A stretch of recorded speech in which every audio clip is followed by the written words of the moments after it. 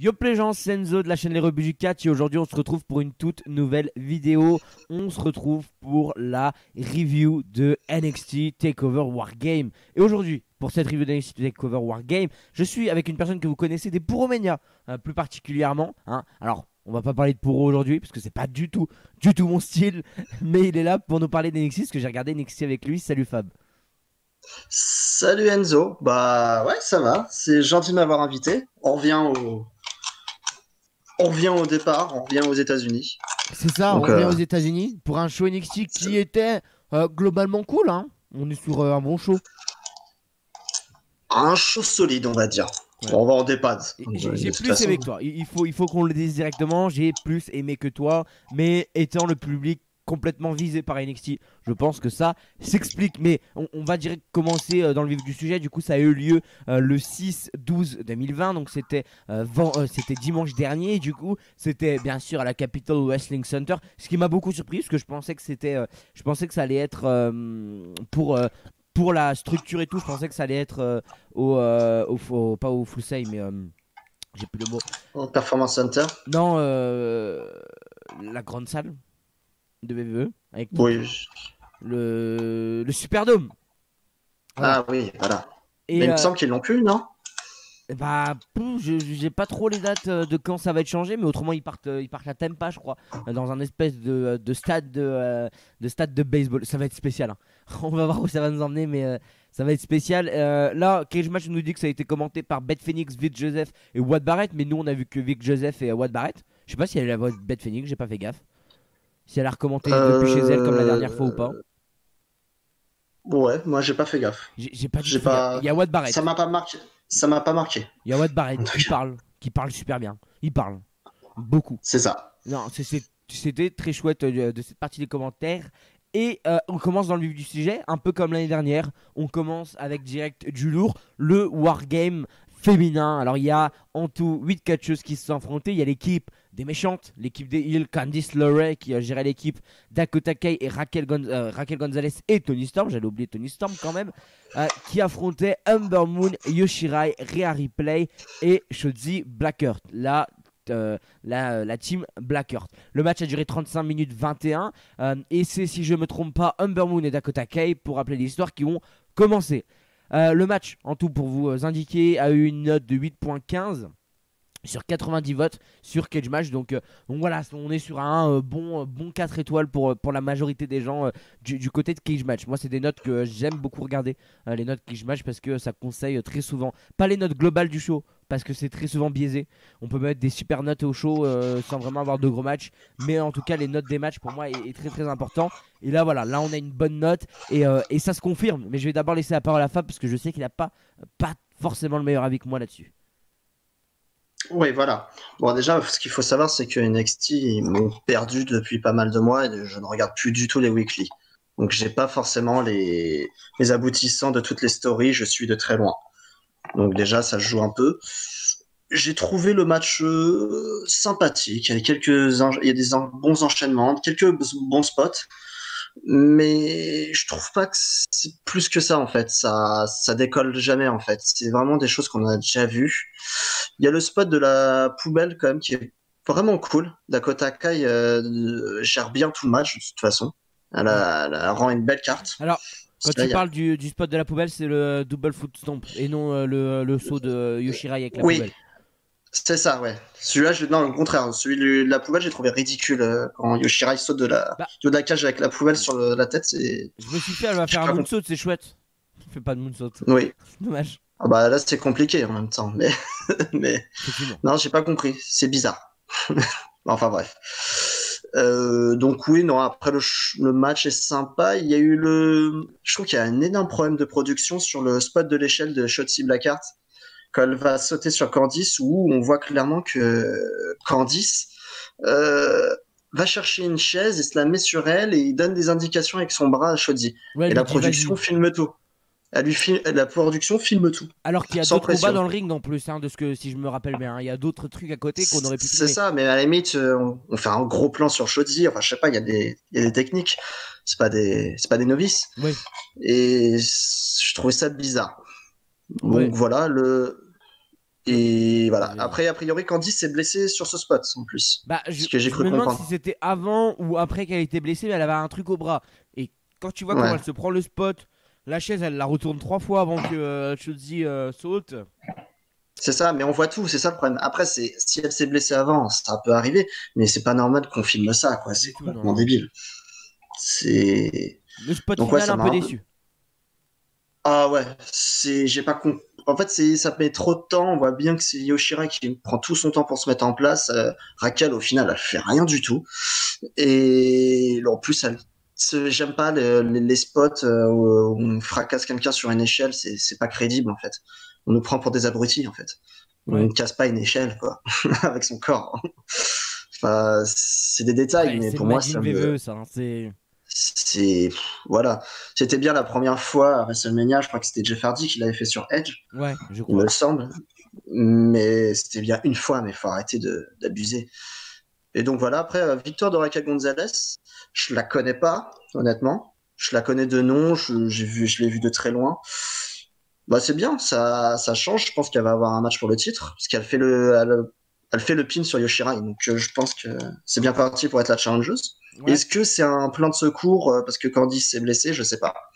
Ah, tu penses que ça pourrait être un plan de secours, toi? Je sais pas, peut-être, parce que ça m'étonne en tout cas que ça soit elle. Est-ce que. Après, je regarde pas les weekly, donc Je pense pas que ça aurait été un plan de secours. Je pense que le plan de secours aurait plus été Tony Storm. Qui, moi, je comprends pas pourquoi c'est pas elle qui fait le pin. Moi, on en a discuté en live, mais moi j'étais là. Pour moi, il y a deux personnes qui doivent battre Yoshirai, soit Sotzi, soit Tony Storm. Et pour moi, Tony Storm hmm. devait faire le pin sur Yo ou sur quelqu'un d'autre pour mériter cette place. Et du coup, c'est Raquel qui Ah, va la prendre. Alors que Raquel, c'est le bras droit de Dakota. C'est une très bonne catcheuse, mais il faut qu'elle soit. Très bonne catcheuse, c'est un grand mot, mais il faut qu'elle soit bien accompagnée. Parce que quand tu regardes dans le match, les seuls bons moments qu'elle a, c'est face à Rhea, parce qu'ils se connaissent. mhm. C'est. Et moi, le problème de ce match, c'est. Moi, c'est un match que voilà, j'ai beaucoup aimé. Je lui ai mis 4,25 quand même, mais il y a trois catcheuses qui font le match. Les autres, c'est compliqué. Il y a Dakota Kai, Tony Storm et Yo. Même Rhea Ouais, Ripley, je la trouve à côté. je suis assez d'accord, mais il y a des longueurs en fait. Après, c'est le principe du Wargame, ça. Il y a trop de longueurs en attendant que tout le monde rentre. Il pourrait catcher un peu, parce qu'en fait, le temps que toutes les filles rentrent et qu'on puisse faire un tombé, il se passe rien. Ouais, non, non, t'as pas C'est, tort là-dessus. C'est c'est- c'est- c'est, c'est vide, hein. d'accord, tu ne peux pas faire le tomber, mais tu peux faire un peu de in-ring et catcher. C'est ce qu'ils ont fait C'est dans le match masculin, pour le coup. un peu plus, c'est pas non plus fou. On en Oui. reparlera, mais oui, un peu plus, ça c'est sûr. Par contre, moi, la grosse déception, et ça, on en avait discuté en live, c'est pour moi Humber Moon, hein. C'est- Oui, mais après, elle revient je- de blessure, il faut lui laisser du temps, peut-être. Je sais Totalement. pas. Mais moi, Humber Moon, c'est ma grosse déception de ces derniers mois. C'est que depuis qu'elle est revenue, oh, c'est que ça soit en weekly, que ça soit, elle me passionne pas. Elle a un physique très très compliqué. Alors, on parle pas du physique des femmes, mais vous allez voir qu'on va dire exactement la même chose pour le wargame masculin. Moi, le physique, la tête de la catcheuse ou du catcheur et tout ça, c'est très important. C'est comme une tenue, c'est un package. Par exemple, Dauna Purazzo n'est pas forcément fit, mais elle a le physique qui lui correspond, par exemple, et ça va très bien. Humber Moon, on l'a connu un peu plus fit, quoi. Et moi, ça me dérange. Je sais, ça m'a dérangé. Bon, et en plus, elle paraît minuscule. J'avais jamais vu qu'elle paraissait aussi minuscule. Ça m'a choqué pendant le match. Mais in ring, c'est compliqué, Humber Moon. J'ai vraiment trouvé ça compliqué pour moi dans ce match. Elle a beaucoup de mal. Et t'as Dakota Kai qui fait son match, quoi. Dakota Kai, elle est superbe. Je pense pas que c'est elle qui allait briller, mais elle brille, mais totalement. Bon, on en a parlé, le Ouais. double front stomp pour moi et le spot du match où je me suis dit, ok, elle vient de niquer le visage de Yo, quoi. Mais c'est bien géré parce elle le place très bien en fait pour protéger Yoshirai au final. C'est ça, mais c'est totalement ça. Ouais. Mais Mm. et Yoshirai pour moi, et j'en reviendrai samedi parce que là la vidéo vous sort jeudi soir, mais j'en reviendrai samedi. Pour moi, Yoshirai, on en discutait encore en live hier avec Fab. Pour moi, Yoshirai c'est la plus américanisée des japonaises chez VVE. Mm. Avec Asuka, parce qu'Asuka elle a direct, mais Asuka encore elle est très japonaise hein, dans son style. C'est juste que pour elle ça a marché et heureusement parce qu'elle est très spéciale ou quoi. Mais le problème de Kairi Sane que j'avais trouvé par exemple entre Kairi Sane et d'autres japonaises qui étaient venues, il y en a pas d'autres en fait qui sont venues. Je suis en train de réfléchir. Non, c'est AEW. Oui, oui. Bon, oui, mais, Mais oui, mais ça rentre aussi en compte, hein, en fin de compte, parce que oui. Hikaru Shida est pas tant américanisé que ça. Mais Yoshirai, c'est la meuf qui a réussi à venir en Amérique, qui s'est construit un physique d'américaine, qui s'est construit un ring un peu moins flamboyant pour correspondre un peu plus à la catcheuse type qu'on cherche en Amérique. Et pour moi, Yoshirai, ça marche super bien, hein. C'est vraiment l'américanisation de Yoshirai fonctionne mais extrêmement bien. C'est pour moi ouais la catcheuse la catcheuse Jap la plus américaine quoi parce qu'elle a réussi à se créer un vrai personnage dark. Elle n'est pas restée dans son truc de Kairi Sane, c'est exactement la même gimmick qu'elle avait au Japon quoi quand elle est Bah arrivée. oui, c'est ça. Après, Carison est devenue intéressante sur main roster quand elle est devenue plus dark avec Parce que Asuka au Asuka, final. parce que Asuka. Mm. Oui, Mais mais son style dark était quand même plus intéressant dès qu'elle a quitté son côté kawaii en oui, fait. ah C'est ça en fait. mais direct hein. Ça... Oui, voilà, le côté. Après, je l'adore in ring, il n'y a pas de problème. Mais Carison, moi, j'ai pas eu trop de problèmes avec elle, mais c'est vrai que le côté kawaii, ça peut bloquer, surtout aux États-Unis. Parce que c'est Ah, c'est les pas la erreurs même que font culture. AEW. Je pense que c'est les erreurs qu'on fait à AEW, par exemple. C'est garder ce côté kawaii sur leur japonaise. Et c'est ce qui a fait que ça va pas marcher. Oui, c'est ça, mais c'est totalement ça. Mais voilà, Yoshirai, coup de cœur quand même, parce qu'elle arrive, elle se prend coup sur coup, mais elle fait quand même le match derrière. Ça, booking un peu compliqué, mais c'est passé pour moi. Donc voilà, on passe au deuxième match, Hmm. Fab. Un match que tu as apprécié en particulier, parce que c'est Tommaso Ciampa qui bat Timothy Thatcher en 17 minutes, bah en 16 minutes 46. Je pensais pas que ça avait duré Hmm. aussi longtemps. Quand je regarde les timers de tous les matchs, moi c'est le Gargano, Priest, Leon Ruff aussi qui m'a surpris niveau temps. Mais ouais, là on est sur 16 minutes 46 de match. Et je crois que tu voulais en voir plus entre Ciampa et Thatcher. Ah bah oui, clairement. Mais rien que sur la carte, c'est peut-être le match qui m'intéressait le plus, en connaissant les deux catcheurs. Et ouais, au final, il est vraiment génial le match. Ça s'envoie du lourd. Il monte un match qui se lance tranquillement et il monte en puissance petit à petit. Les deux hommes, ils s'envoient du lourd dans les dents tout le match. À un Ouais. moment même, Thatcher, il y a une coupure à l'oreille. Il commence à saigner, ça rend encore plus le match legit. Et c'est vraiment sympa et je vois pas le temps passer. Moi aussi, hein, j'ai cru qu'il s'était passé 10 minutes et je lui ai dit merde, c'est déjà fini. Et en fait, non, 16 minutes. Donc c'est que Le, j'ai passé vraiment un bon moment et j'aurais vraiment voulu plus, mais tant mieux, c'est qu'ils ont fait du beau travail. le début du match est très long. Et en fait, la partie d'après, la deuxième partie du match, euh, comment on appelle ça, efface totalement la première partie, je trouve. Parce que vraiment, j'ai vraiment l'impression que le match avait duré 10 minutes. À croire que c'était que la partie où ça accélérait, on va dire. Mais, euh, mais oui, s'il aime pas. Mais tu vois, Thatcher, je l'aime beaucoup, mais est-ce qu'il est vraiment dans son style ici à NXT? Est-ce que par exemple à NXT UK, lui correspondrait pas plus? Ah bah oui, oui, clairement. Mais même WWE tout court, je pense que ça va être très compliqué pour Thatcher. C'est une brute, c'est un brawler, Ouais, moi je pense à NXT UK parce que Walter, parce voilà. que Ilya, parce que Voilà, il y a du catch européen et c'est ça. même si Timothy Thatcher n'est pas européen et américain, il fait partie des Bah, personnes qui ont ce style il a, européen. il a fait toute sa carrière, une grosse partie de sa carrière en Europe, c'est pour ça. C'est un des anciens lieutenants de Walter. Donc, oui, non, c'est clair il est très européanisé et ça va être compliqué aux États-Unis pour lui, hein. En tout cas en mainstream. Parce qu'en indie, ça a toujours été très bien aussi. Ouais, parce que bah, en fait, Thatcher, c'est pas le mec comme Walter que tu peux prendre et que tu peux mettre comme ça face à n'importe qui, même s'il a un style particulier, quoi. Ouais.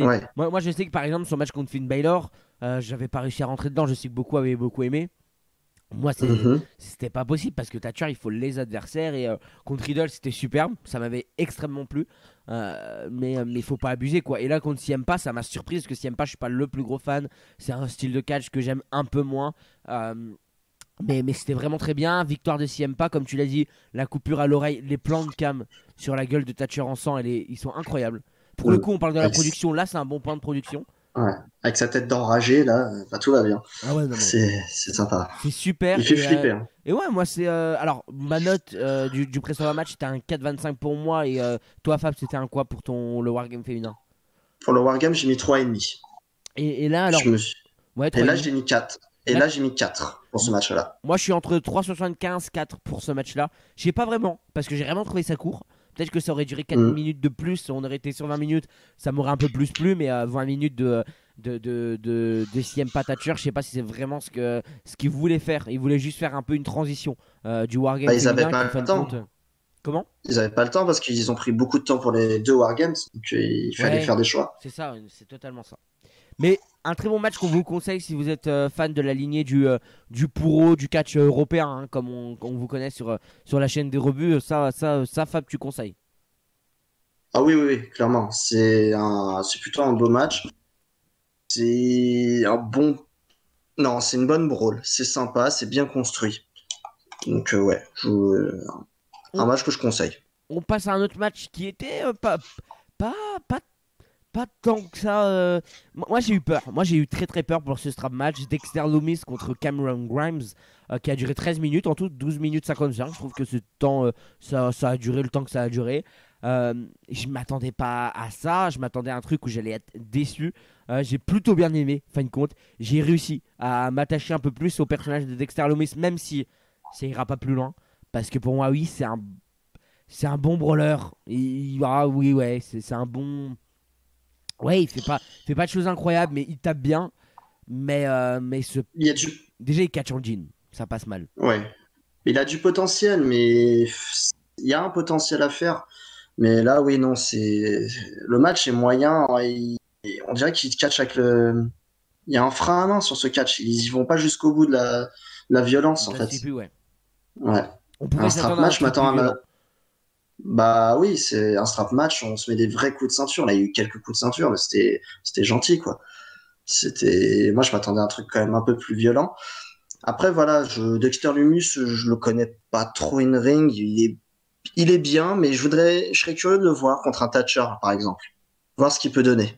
Ouais, pour voir si vraiment c'est un bon brawler ou pas. Voilà, c'est ça. Mais c'est dommage parce que le mec est charismatique et tout, mais je sais pas, moi ça prend pas. La mayonnaise prend pas, comme on dit. Mais pour moi, c'est Cameron Grimes qui brille tout le long du match, encore une fois, hein. De toute façon, pendant toute la rivalité, c'est le côté humour de Cameron Grimes qui brille parce que ce mec en comedy wrestling est super cool. Il fait tout. Cameron Grimes, c'est vraiment un mec, il fait tout. Il est polyvalent, il est extrêmement polyvalent, ce mec. Et moi, c'est un de mes gros coups de cœur de cette année, Cameron Grimes. Bien sûr, il mérite pas d'être dans un top 17, vous verrez ce samedi. Parce que bon, il y a un moment, il faut pas déconner, mais il a fait une année super cool, quoi. Pour moi, c'est lui qui sort over du match, même s'il perd.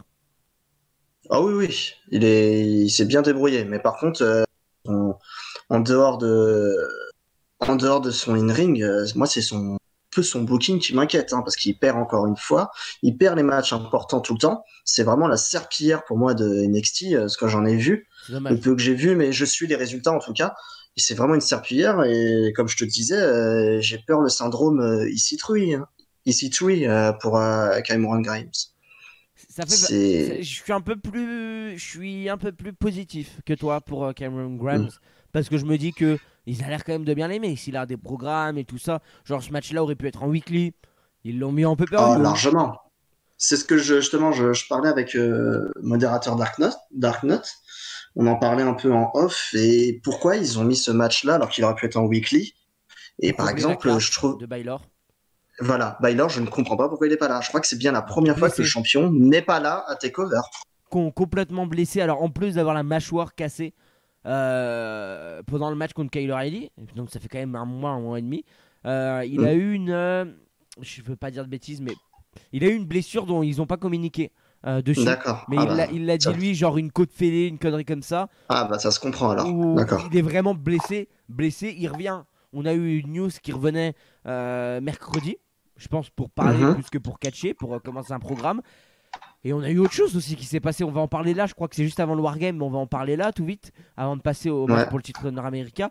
On a eu un Mm. corbeau qui était là, près des cages, avec des lumières, avec des croix de Lorraine et tout ça. Enfin bref, Je crois que c'était un vautour plutôt, un de vautour. mémoire. Je crois. Peut-être, De peut-être. mémoire, c'était un vautour. Le corbeau, c'est W, c'est Sting. Ah oui, je confonds, C'est pas le même. je confonds, merde. Mais on partirait sur un retour de Kyler Cross. Bah, sans doute, oui. Et ça me fait grave chier parce que vous savez que je déteste. Je déteste pas ce mec, mais ce qu'ils ont fait pour moi autour de Castley, Karrion Kross, j'ai trouvé ça horrible. Bah, trop, Pire idée que NXT ont pris de le mettre champion et tout. Et on nous annonce que Baylor revient mercredi. On trop a fort un en petit fait. clip comme ça. Oui, trop fort, c'est trop. Je Ça me déteste les rappelle personnages Azuka. surforts comme ça. Ça me rappelle Azuka. À un moment, ils étaient embêtés chez NXT. Elle était trop forte. Encore, Et elle chez, faisait des matchs de 20 minutes, Asuka. Lui, en oui, mais elle fait était trop vraiment. forte. Elle devenait invincible. Mais Shayna Baszler, c'est pareil, trop forte.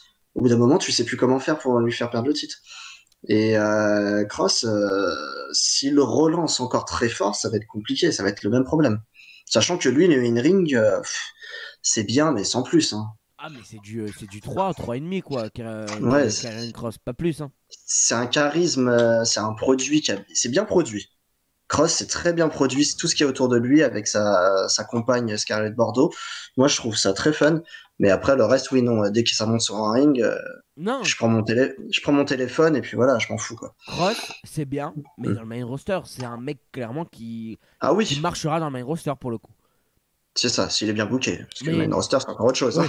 oui, mais ce côté de personnage invincible, moi, ça me dégoûte. Je déteste ça, Find. Coucou Find, qui, euh, qui gagne dans tous les cas. Et en 5 minutes, pour moi, je suis là, je fais ouais, non, mais en fait, tu peux être un heal invincible et faire des putains de matchs de 20 minutes où il y a de la compétitivité, mais en sachant combativité, c'est mieux. Compatibilité, j'arriverai pas. Combativité. Combativité et pourtant en étant là quoi c'est moi c'est le problème avec Karen Cross mais là on sait pas si c'était lui on s'en doute on verra bien. On passe au Mm. triple menace entre Johnny Gargano, Damien Priest et Leon Ruff. Ça a duré 17 minutes 30 et c'est Johnny Gargano qui a repris le titre à Leon Ruff. Je vais d'abord commencer par mon avis, je laisserai la parole à Fab. C'est un match que j'ai trouvé plutôt bien dans l'idée. Je lui ai mis 4, mais je lui ai mis largement plus. Je lui ai mis largement moins en fait.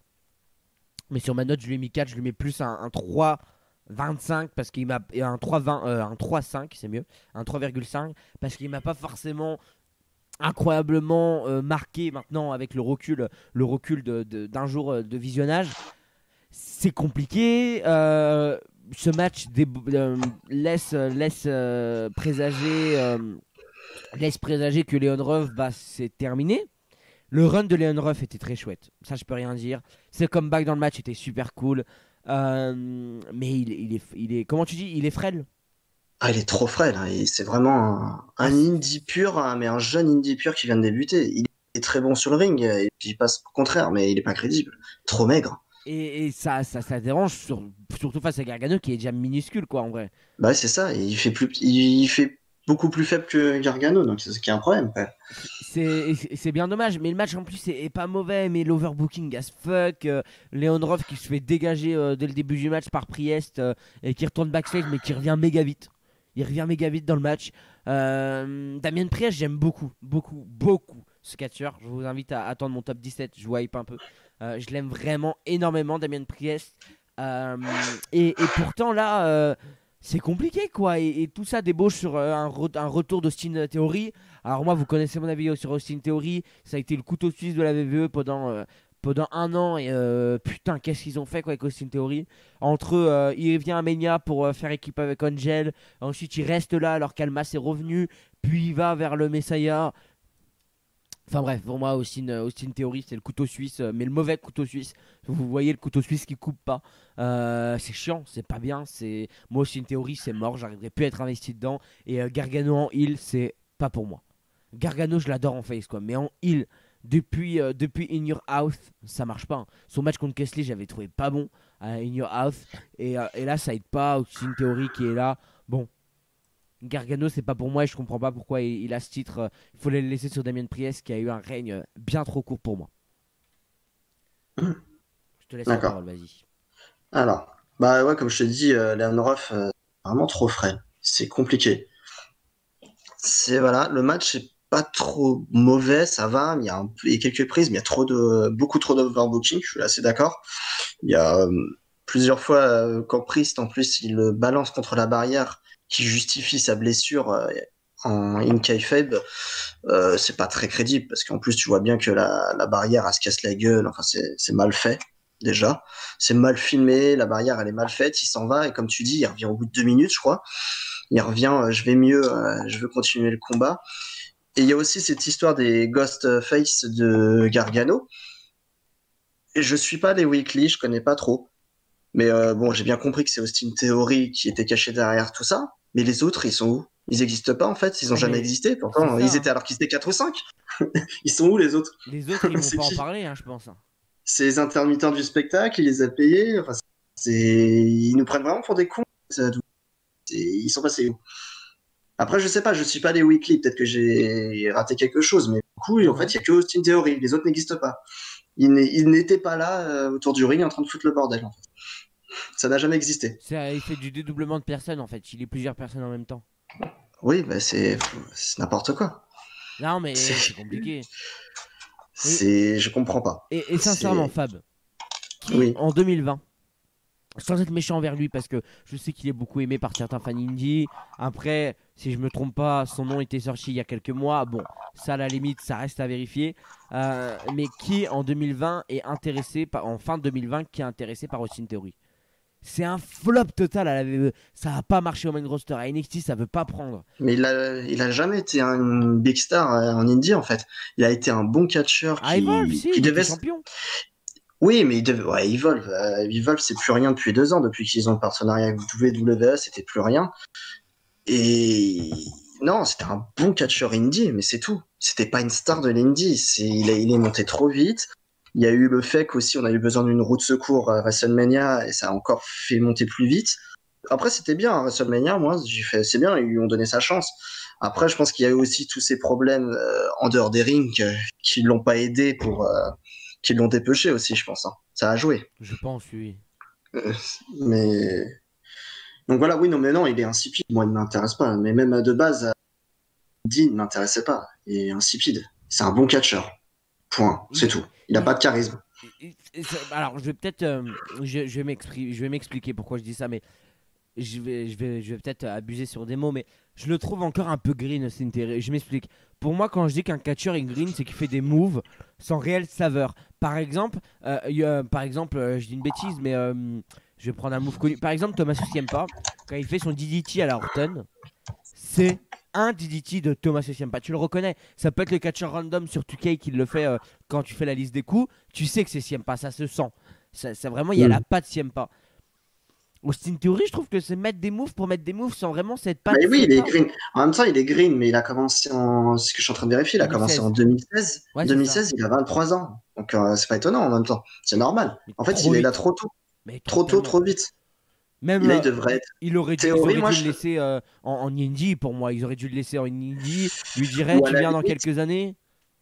on le signe et il fait les deux. Ils peuvent très bien, il peut continuer un peu à naviguer en indie et faire des petits matchs à NXT, c'est pas dérangeant. Oui, aussi. Gargano et Ciampa, quand ils ont débuté à NXT, ils n'étaient pas sous contrat. Et ils continuaient un peu à droite à gauche au début. C'est ce qu'ils auraient dû faire parce que. Bah oui. Oh là là, qu'est-ce qu'il est green. Et oui, voilà, c'est ça le problème. Après, il y a eu après, il y a eu, ouais, tout ce qui a eu Covid, donc de toute façon, il n'aurait rien pu faire. Mais non, mais même, je pense pas qu'il a le star power. C'est un bon catcheur, mais c'est tout. Il y en a beaucoup de bons catcheurs, il y en a partout en fait. Mais il faut le facteur X en fait pour décoller. C'est ça, mais c'est totalement ça. Je suis totalement d'accord. C'est compliqué. Ce match, c'est une petite déception de ma part, Mhm. personnellement. Ouais, moi j'ai mis 3. J'ai Ouais, mis quand c'est même vraiment. 3-5 parce que le match en lui-même, in-ring, était très chouette. Leon Ruff a vraiment des bons retours. C'est vraiment ça qui m'a plu. Mais voilà, on passe au main event. Pour les stats du main event, c'est un 8,75 sur 76 votes. Donc on est à peu près sur du 4,5 en gros. En gros du gros, près de 4,5, 4,25, 4,5. C'est un wargame encore une fois, 8 personnes. C'est un Undisputed Era, Adam Cole, Bobby Fish, Kyle O'Reilly, Roderick Strong en rouge qui a affronté Danny Burch, Sean Lorcan, Pat McAfee et Pete Dunne.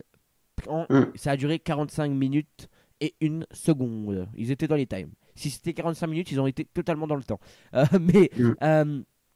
qu'est-ce qu'il y a à dire sur ce match? Pareil, je prends la parole, Fab, parce que j'ai beaucoup de choses à dire et je sais que tu n'es pas du même avis que moi, donc ça permettra de rebondir là-dessus. Euh, pour moi, Undisputed Era, pareil, ils ont fait le match. Ils sont superbes. Il y a toujours Fish qui est en retrait. J'ai trouvé aussi Strong un peu en retrait. Pour moi, il y a Kyle O'Reilly qui brise tout. Pour moi, si Kyle O'Reilly n'est pas dans le main event de NXT dans un an, je comprends pas. Parce que pour moi, Kyle O'Reilly Cole, c'est la future grosse affiche du main event de NXT. J'en suis mais persuadé. J'en suis vraiment persuadé.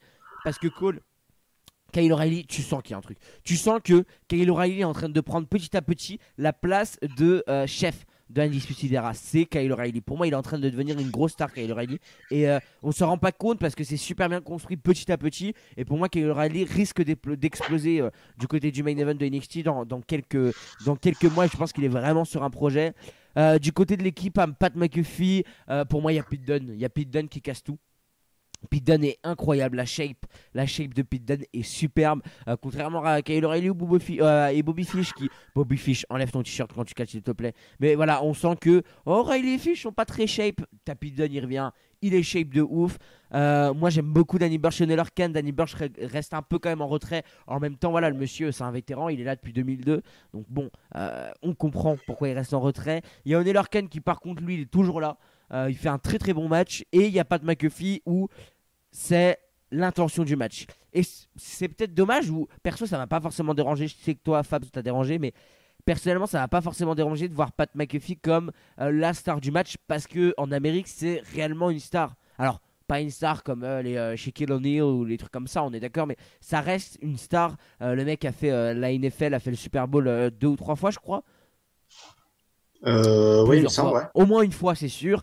C'est un journaliste sportif, voilà, le mec est connu et je comprends que l'attention soit mise dessus, surtout que le mec in ring envoie du pâté quand même, il est très très bon, hein. Il fait beaucoup de choses qui sont très très bonnes, mais on le protège beaucoup pendant le match, je comprends. Donc le tombé final c'est alors le tombé final c'est qui fait le tombé final sur qui? C'est Kyle O'Reilly, je crois qu'il fait Je crois.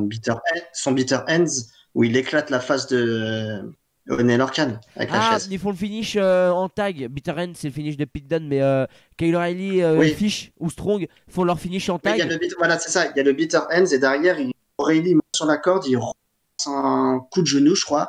Et il y avait une chaise sur la tête de Lorcan et il lui éclate la face et il fait le compte de 3. Ah oui, c'est cette fin qui est pareil, hein, un peu comme le match féminin. La fin, c'est pas un gros spot, quoi. Mais moi, pour le coup, j'ai trouvé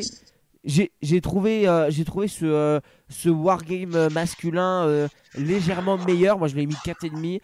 Je trouvais que même s'il y avait beaucoup de longueur, parce que 45 minutes c'est quand même 45 minutes, c'était moins brouillon que le féminin. Le féminin je l'ai trouvé quand même extrêmement brouillon sur certains points. Là c'était moins brouillon, les coups étaient mieux mis bien sûr. En même temps là on doit avoir en vrai de vrai, on doit avoir facilement 60-70 ans d'expérience en tout sur le ring, hein. Parce qu'ils ont presque tous fait, à part Matt McAfee, une carrière de 10 ans. Et Pete Dunne, en moyenne, hein, 10 ans. Et Pete Dunne, lui, il est un peu plus jeune. Par contre, 2014, 2000... Non, pas 2014. Pete Dunne, ça doit être du 2012, Non, 2013, je pense. Euh, je sais pas, il est très jeune je encore. vous dis ça. Pete Dunne, il a commencé sa carrière en... il a commencé... Ah non, il a commencé sa carrière en 2007. Donc non, oui, Oula, on est un peu près sur du 80 années de catch quoi sur le ring. Donc voilà, ils ont tous. Il y a un vétéran, il y a Cole, Fish, Kyle O'Reilly et Strong, ils sont là depuis des années. Euh, Fish doit avoir une quarantaine d'années pour vous dire. Mais voilà, on sent l'expérience, on sent qu'il y a quelque chose, on sent qu'Undisputed Era. 44 ans pour Bobby Fish. On sent qu'Undisputed Era sont les spécialistes du Wargame. Et moi j'ai vraiment bien aimé ce côté très strong quand même du match. Il y a un côté très strong. Kyle O'Reilly et Pete Dunne pour moi sont clairement les mecs du match, et les spots qui ont été faits, le moonsault de McAfee. Et voilà, il y a plein de choses moi qui m'ont marqué pendant ce match, mais j'ai vraiment bien aimé ce match, même si je sais que toi t'es un peu moins dithyrambique que moi. c'est ça. Euh, Après, le match, c'est bon. Déjà, le match est plutôt pas mal. Mais après, j'ai les mêmes soucis qu'avec le match féminin, c'est les longueurs en début de match, où il se passe pas énormément de choses. Il y a quand même Kai O'Reilly et Pidon, je crois que c'est eux qui commencent, il me Ouais, c'est ça. semble. Kyle O'Reilly, Pete Dunne, comme pour le match féminin, on raconte l'histoire Voilà. par rapport à la Au weekly. début, ça commence bien, mais tout de assez rapidement, dès que les autres commencent à rentrer, il n'y a plus vraiment de catch, à part un peu en vrille. J'ai bien aimé la confrontation aussi Pidon et Adam Cole. Faut aussi le noter, Ouais, c'était pas c'est mal. très chouette. Et, en- Et en fait, l'histoire, c'est qu'il y a deux rivalités, en fait. Il y a Kyle O'Reilly et Pete Dunne dans le match qui ont une vraie confrontation. Et de l'autre côté, t'as Adam Cole et Pat McAfee. Et le reste, ils sont transparents. Ils sont là, mais ils servent de vite. C'est des touristes. Ils Et servent au in-ring, quoi. voilà, ils servent à rien.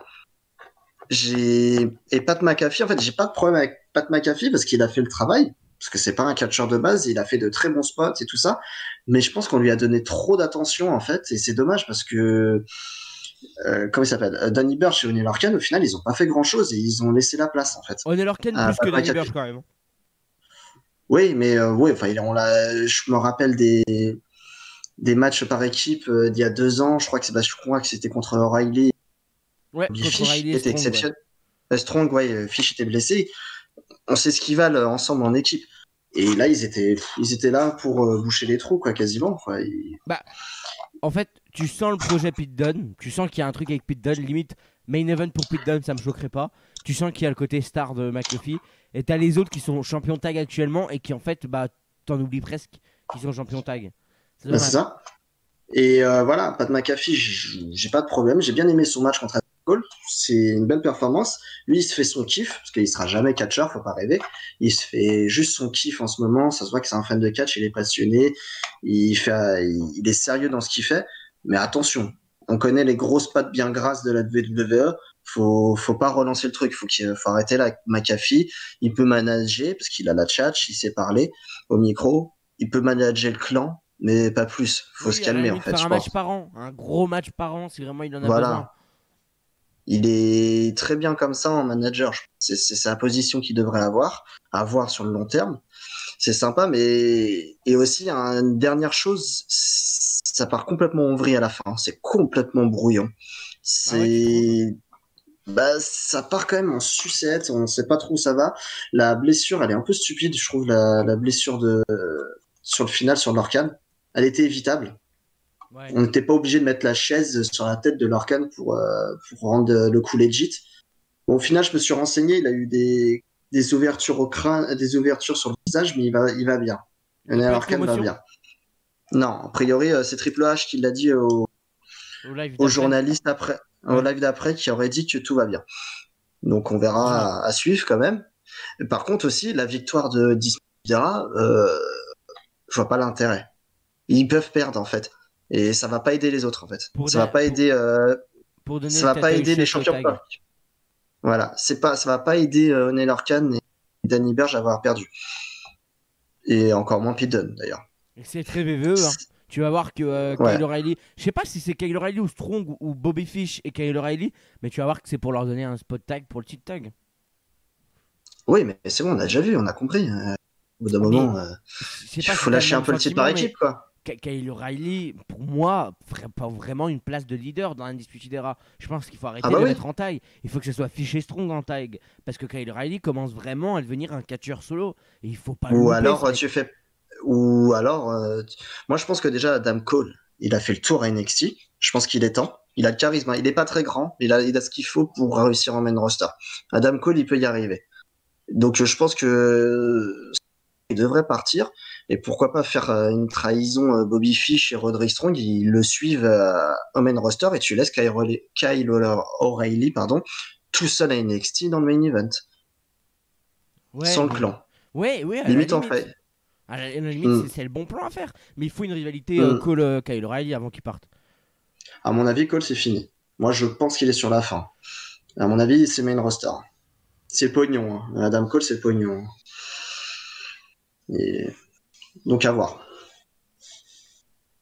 Mais. Mais oui, non, on est d'accord là-dessus. Hmm. On est d'accord Moi, je là-dessus. pense pas qu'ils le feront. Je pense pas qu'ils le feront, la confrontation. Je pense que Adam Cole va partir dans le main roster. C'est mon sentiment. Ah, j'espère vraiment qu'ils feront la confrontation quand même. Je sais pas. On va voir. Mais bon, Mais ils viennent de retourner face, c'est pas rond. Il faut que forcément qu'il y en a un autre qui retourne heel sur les deux et ils vont pas faire encore un turn alors que ça vient à peine de changer. ah non, mais moi je te parle dans un an, quoi. Tu. Ah oui, non, bah alors là, j'y crois pas du tout, Adam Cole dans NXT. Ah ouais, je crois pas du tout à un Adam Cole dans le temps. Moi, je le vois au Royal Rumble, Adam Cole, il rentre en main roster. pourquoi pas, hein, mais je sais pas, moi je trouve que Cole incarne tout ce qui est NXT. Ça serait dommage vraiment de l'enlever de NXT. Un peu comme Gargano, même si Gargano là j'aime vraiment pas ce qu'ils font en heel. C'est dommage. C'est vraiment dommage. Si ça part comme ça, mais voilà, on verra. C'était quand même un bon main event. Ça, on est d'accord là-dessus. On a fait le même temps que le main event, sache-le. Ah ouais, On bah a voilà. utilisé 40 minutes. On est C'est raccord. passé vite.